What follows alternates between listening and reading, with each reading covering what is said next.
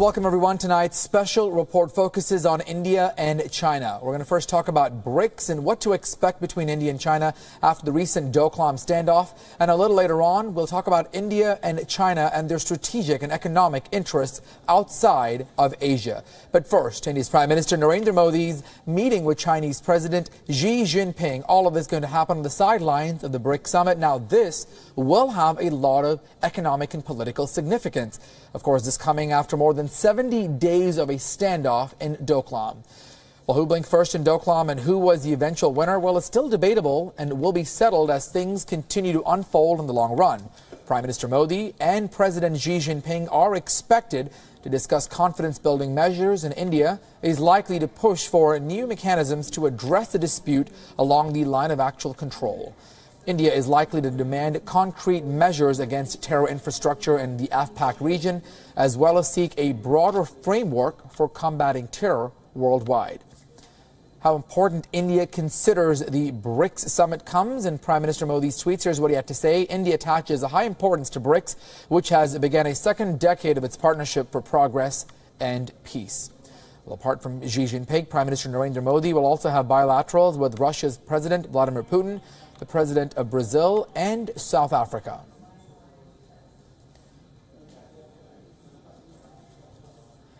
Well, the leaders of these 6 countries will, of course, attend the BRICS Business Forum. That'll take place from Sunday afternoon to Monday morning in Xiamen. Chinese President Xi Jinping will be at that opening ceremony and deliver a keynote speech. Now, this is the first time in the history of BRICS. Again, this is the 9th annual BRICS Summit. This is the first time in the history that the leaders of the 6 countries will all show up at the business forum. Well, apart from Xi Jinping, Brazil's President Michel Temer, South Africa's President Jacob Zuma, Egypt's President Abdel Fattah el-Sisi, and Guinea's President Alpha Conde and Mexico's President Enrique Peña Nieto will all be in attendance at that forum. 1,200 people from 25 countries will attend, including 78 leaders from global 500 companies. This year's theme for the forum is Strong Partnership for a Brighter Future, covering trade, investment, connectivity, financial cooperation, and development. All right, let's dive right into the conversation, get perspective on this story. We have joining us on tonight's program, we have Senior Foreign Editor Padma Rao in the studio, as well as on the phone, we have Jayadev Ranade, a China expert in New Delhi. Padma, let me start with you first up. The BRICS Summit happening, with a big question of will it happen, won't it happen after the standoff? What can we expect specifically between India and China after this 70-plus day standoff in Doklam? Well, I think it would be unrealistic to expect too much out of just the bilateral relationship, because it is, after all, a larger forum. What would be interesting is, of course, to see, what the personal equation between Prime Minister Modi and President Xi Jinping is all about, because there, a lot can be read into what people call chemistry, and let's not forget, this comes after the standoff in Doklam. This is the first encounter between the 2 countries. Having said that, there is a lot of cooperation between India and China, which usually stays out of the news. For instance, in Myanmar, for instance, in over oil exploration. So there are a lot of common interests as well. And being a purely economic forum, I don't think that the bilateral relationships between individual countries are going to be played up too much by those participating themselves. I think it's more in the minds of the media that, we're watching out for those, because there certainly are frictions and tensions between individual countries. All right. We'll certainly wait to see what exactly happens. Of course, we'll continue this discussion and the conversation, but a quick perspective on a background of exactly what BRICS brings. It all started more than a decade ago. A Goldman Sachs economic expert came up with the acronym for BRICS. This is the Brazil, Russia, India, and China back in 2001 to describe emerging economies that may challenge the West. The 4 held their first summit in 2009 and were joined by South Africa a few years later. The 5 BRICS countries amount for about 40% of the world's population. They've accounted for 45% of the increase in the world growth, mostly by India and China. A quick look at some of the history when it comes to BRICS. A background, again, originally a 4-member grouping: Brazil, Russia, India, and China. That was the first BRIC summit. Then later on, it was South Africa joined into 2010. We added the S, so it became BRICS. The first summit was in Russia. The countries come from Asia, Africa, Europe, and America, all members of G20. The idea started back in 2008 as a dialogue meeting between the leaders of G8. The first BRICS summit happened in June 2009 in Russia. They talked about global financial crisis, food and energy, security, and climate change. The next one, the second BRICS summit in April of 2010 in Brasilia, Brazil, G20 affairs, the UN reform, and regional hotspots, as well as the World Bank. The third BRICS summit took place in April of 2011 in Sanya, China. The theme was Broad Vision, Shared Prosperity.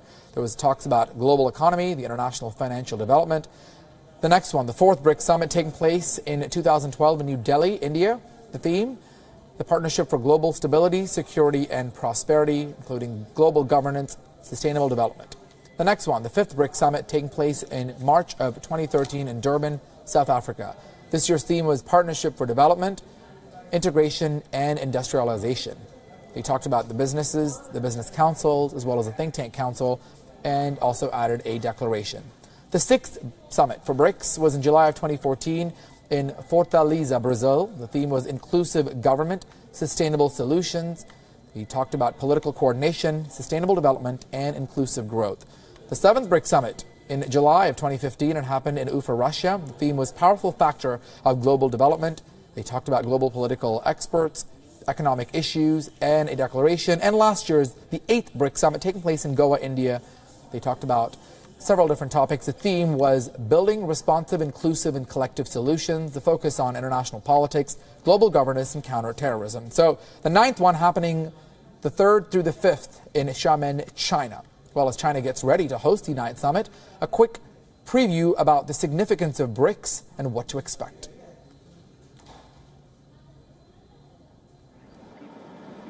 With the stage set for the next BRICS summit in China, let's take a sneak peek into history and tell you what it's all about. BRICS, as the acronym suggests, consists of Brazil, Russia, India, China and Africa. The term BRIC was coined by former Goldman Sachs chairman Jim O'Neill, and the first summit was held in Russia in 2009. Together, the 5 countries now account for 40% of the world's population and have accounted for 45% of the increase in world growth since 2009, driven mainly by China and India. They account for 26.46% of the world land area, 13.24% of the World Bank voting power, and 14.91% of IMF quota shares. BRICS was originally a 4-member grouping of Brazil, Russia, India and China, and later included Africa in 2010. So what can one expect from the upcoming BRICS summit to be held in China beginning 3rd September? The summit's agenda under the theme Stronger Partnership for a Brighter Future includes discussions on economic collaboration, political and security cooperation and people-to-people exchanges, and probably also issues of particular concern for China and India like renewable energy, coping with climate change and terrorism. The BRICS nation will likely position themselves as advocates of globalizations as well.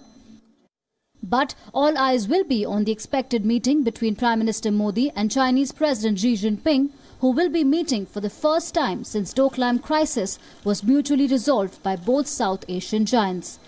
Experts believe that BRICS countries have managed to shift the global power balance towards the developing world, even having a bigger say in global economic discussions at the IMF and the World Bank.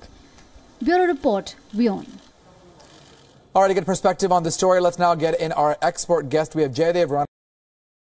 Thank you so much for joining us. Let me ask you, when it comes to India and China, certainly that tense standoff taking place for more than 70 days. I mean, this is going to be an interesting time to see how Modi and Xi Jinping will, the chemistry and what exactly they'll talk on the sidelines of the summit. Your thoughts? Well, I don't think either side will try and, shall I say, upset the climate at BRICS. But in their private one-to-one, which I expect to happen, perhaps there may be some candid discussion on the recent developments. There are 2 points that I'd like to make here. Firstly, that in the last 3 days, there have been a couple of comments and articles regarding BRICS by the Chinese, both of which seems to suggest that they would like the BRICS to be a summit where there is a cooperative effort that is visible, and where the agenda proceeds smoothly. Of interest was Xi Jinping's comment that was made yesterday, or a speech that he delivered yesterday, where he specifically referred to BRICS and spoke about it. And he gave it a different context by talking about how he hopes to get BRICS to transcend the normal factors that come into state-to-state relations, that is military, political, economic, etc. And by saying that, I wonder whether there is an implicit reference to the leadership that China has on BRICS. After all, he has his own agenda of a community of common destiny, etc. Right. But on BRICS, I have heard some of the comments made recently. While there can be no argument on the fact that they account for X percentage of the world's population, etc., let me also mention that that's not an achievement of BRICS. Whatever economic progress has been made by the individual countries and by themselves. I don't think BRICS is actually a collective economic organization. It's more of a body that has been put together to add to China's heft. I don't see individual countries really getting benefit except from Chinese assistance. Let me also ask you really quickly, Jaydev, when it comes to this, India hasn't really revealed a lot of its cards, not giving out specifics. I mean, in terms of the expected discussions when it comes to that, the consensus and things that they may oppose, where do you think that likely will go when it comes to the talks between India and China? Well, one thing that the Chinese have indicated is that they would not like any mention of Pakistan or discussion on terrorism. Right. I contrast that with the fact that at every meeting that Prime Minister Modi has gone, he has raised the issue of terrorism, which is certainly an issue that concerns us a lot. So I don't know whether he will raise it in the public forum or not. Chances are he might, or at least make some oblique reference, taking advantage of the fact that terrorism is one of the subjects that BRICS should be concerned about. So I expect that there may be some either implicit or direct reference to that. Secondly, I expect that when the two meet together, may not be in the public forum, but privately, they will discuss the Doklam issue and try and talk about how the two countries should adjust to future relationships. All right. We'll, of course, continue the conversation with both Padma Rao and Jaydev Ranade in a bit. But now switching gears a little bit, broadening out this discussion, not just on BRICS, but as well on the larger picture between India and China, a fierce face-off between the two Asian powers. Well, a giant blanket of the finest Chinese silk to boost global trade. Well, that's what is being deemed when Beijing decided a few years ago to revive the Silk Route used by ancient traders. But the Asian powers' One Belt, One Road initiative has proven more than just that. Member states have benefited, but also threatened to be choked by debt. Will the One Belt, One Road's newest route mean the Chinese engulfment and dominance of the globe? WION senior foreign editor Padma Rao files this report. It first sprung to life in Xi'an in the heart of China in 2013, stretched west to Central Asia and southwest to Iran, onwards to Iraq, Syria, Turkey and through eastern to Central Europe. From the Dutch port of Rotterdam, the route takes to the waters, back to Italy. China has been cruising too. Its southern maritime Silk Route sets sail in China's Fujian province, charts a course through the Malacca Straits to Sri Lanka and touches the Maldives, Pakistan Gwadar Port, Nairobi, the Persian Gulf, the Red Sea and winds onwards to the Mediterranean in Athens and Venice. But there's a different freight traffic too, a network built of a complex maze of meter gauges and various national railways. 12,000 kilometers separate London and China, but the second longest rail freight route in the world is already in full swing. Many broke corporations like Germany's Deutsche Bahn are registering modest profits. But the Germans did tell WION that they wished New Delhi's Rail Bhavan too would speed up similar plans via Iran's Chabahar port to India. With the willing cooperation of many Nordic countries, Beijing is now charting a new icy course. From its eastern coast, it may soon navigate past Russia and into the cold Arctic, where the Asian power is in fierce competition with others to find oil under the melting glaciers. Those silken Chinese skeins are now threatening to choke many smaller and poorer partner countries. In exchange for easy loans and infrastructure, China is extracting its pound of flesh. A submarine base here, a naval base there, oceans that don't wash up on its own shores to conduct naval exercises. But sensing Chinese global dominance, some richer states are now pushing away those silken threads. Beijing held a global OBOR summit just 2 months ago. Many of China's biggest European partners stayed away. Padma Rao, WION. All right, so when it comes to the Silk Route, it's certainly an interesting discussion point. Let me now bring in Padma Rao back into the conversation. Padma, you filed that report. It's certainly interesting to see the One Belt, One Road initiative and China's investments. I mean, India and China, certainly perhaps the biggest competitors in the Asia region. Why is this and how long has this happened? I mean, is this something that they both will continue doing for their own economic benefits, the economic interests and the strategic interests? Yes, most certainly. I think that's the game, or rather that's the trajectory followed by all emerging powers. I mean, you are from the United States, Achit, and you know that the United States pretty much, how did it become a big superpower? Right. By following a similar trajectory. Big nations, emerging nations seek investments when their own labor costs start going up. They look for new, markets where they can hire cheaper labor. And they're also, of course, looking for export markets if they're industrialized countries. So there's a host of reasons why. The other commonality, of course, is there is certainly an underlying rivalry between China and India because they're both, they represent one is the most populated country, the second is the second most populated country, and they're neighbors. We share a more than 3,700 kilometer long border with China. Right. They've not always been friendly neighbors. There have been skirmishes and hostilities along the border. So all that has certainly contributed to a sense of competition, which is perhaps a little fiercer than that between other countries. This is one of the reasons. Now, if you look at where they're investing, if you look at the investments that India and China are making in Africa, for instance, right. That is, at the core of those investments seems to be energy, because they're both emerging economies, they're both desperately thirsty for energy, and there are oil deposits in Africa. So that is one of the many reasons they're looking at moving into Africa. All right, and speaking of Africa, let's actually compare between China and India and break that down in terms of how the two countries are investing in that part of the world when it comes to the economic interests. Let's first start off with the World Bank. The World Bank says that China is the 4th largest investor in Africa. All right, India is the 8th largest, so this is the amount when it comes down to the commitment and investment. China investing more than double what India has made. In fact, $32 billion in Africa. India, in the meantime, $15 billion. So what exactly is there to invest in Africa? Well, one of the reasons and incentives are it has a high growth rate in many countries in Africa. The oil reserves as well are also easing up on the investment norms in China and India. In China, it comes up to the setting up of the Go Out policy, the China-Africa Forum, and rising labor costs. For India, the India-Africa Summit, as well as easing up the FDI. Well, here are some of the main ways that China invests in Africa. The way they spend their money: railways, manufacturing, services, and mining. And India's main investments in Africa limited to infrastructure and mining.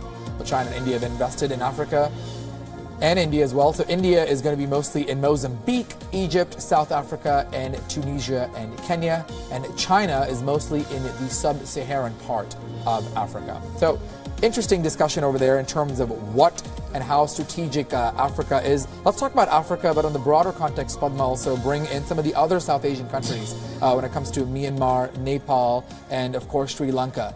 China and India, both competitors, face to face, trying to get their best foot forward to protect their economic and strategic interests as well. Certainly.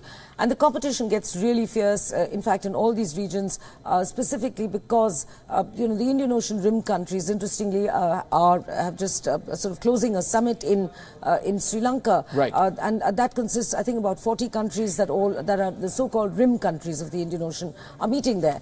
Now, the intrusion into the Indian Ocean has been by China, or at least India perceives it that way, because China has been sprawling all over the Indian Ocean. China has been building its One Belt, One Road initiative cutting through Sri Lanka. Many of these countries have joined the One Belt, the OBOR, as Myanmar has, Sri Lanka has, the Maldives have, right up to Djibouti in Africa, in fact even beyond, touching Europe. So, and you have the corridor that is cutting through the Pakistan-occupied part of Kashmir, which is also part of the Silk Route.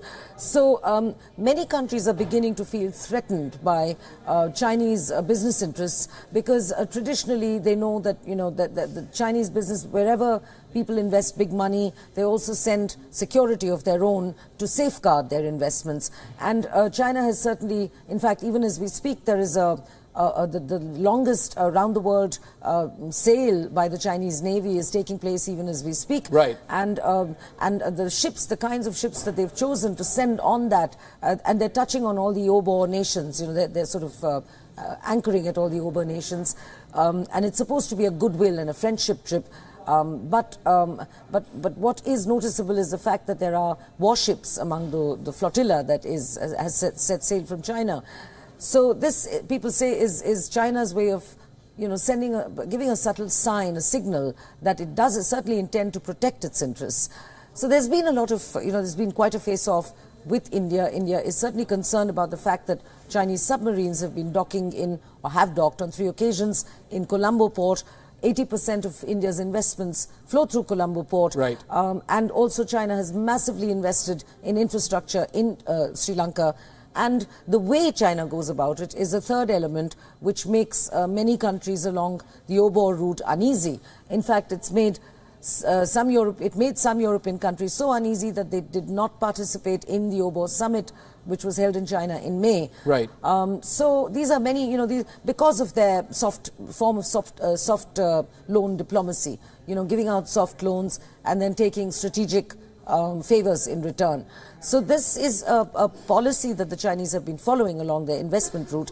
Having said that, there are some countries like Myanmar where India and China have common interests, mutual interests, because of a corridor they want to build which cuts through Myanmar and joins the 3 countries. Right. So yes, certainly there has been cooperation in some areas, but I would say it's more of a competitive relationship verging on a fiercely strategically competitive relationship rather than just business as usual. Well, when it comes to that, how does the global community perhaps view that in terms of India and China separately, specifically the West?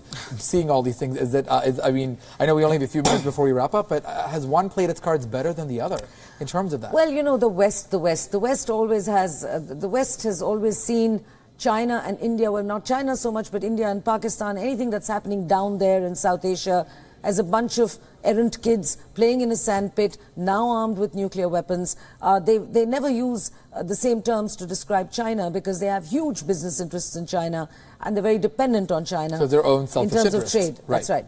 But when it comes to Pakistan and India, certainly that rhetoric has been used a lot. And so, you would have noticed over the recent Doklam standoff, there wasn't much of support being extended to India. Most of the world, I mean, that the region remains silent isn't surprising, but most of the world remains silent as well, except to say, sort out your differences, get out of that sandpit, stop squabbling, we're not going to mess get into back it. to a negotiating table. That's right. But there was absolutely nothing coming from the West that said that, hey, we do understand and we are concerned about the nature of the standoff and the length of the border standoff between India and China. Right. So that's as far as the West is concerned. Absolutely. And really quickly, as we wrap things up, in terms of going forward, I mean, the population, they're the 2 most populated countries in Asia. We are on the sideline of BRICS. They certainly do a lot of business together, and it's a wait-and-watch game to see where this will continue moving forward. Some quick closing thoughts there on this face-off between these 2 huge superpowers in Asia. Well, I would say that I think I'd like to be optimistic about BRICS because, after all, Prime Minister Modi is traveling to China. So he has, and it is being viewed as a sort of quiet victory for Indian diplomacy. Right. Because there was no sign from the Prime Minister's office that he would do so till the Doklam standoff ended, which it did, and immediately the next day, he made his announcement about visiting China. And will it go back to the status quo afterwards? It's still anyone's game, which we don't know. Exactly. I mean, that we haven't. That's not unknown from China. Right. China has done that in the past, and if not in Doklam, then there might be an intrusion somewhere else. But for now, it seems as though you know, they're ready to give peace a chance and they're ready to move ahead. So it remains to be seen how much of merely the bilateral issue between India and China and one that is burgeoning or growing between India and Russia over Russia's aid to Pakistan, how much those individual bilateral relationships determine the dynamics of what's going to happen at BRICS. Absolutely. Very interesting discussion. Thank you again, Padma Rao, for your perspective and insight. And unfortunately, that does it for our discussion here on WION. Certainly an interesting topic about India and China, the face-off. Of course, more wall-to-wall coverage on the BRICS summit when it starts. But with that, we are wrapping up. I'm Archit Teshadri. Thanks so much for joining us. Have a good night.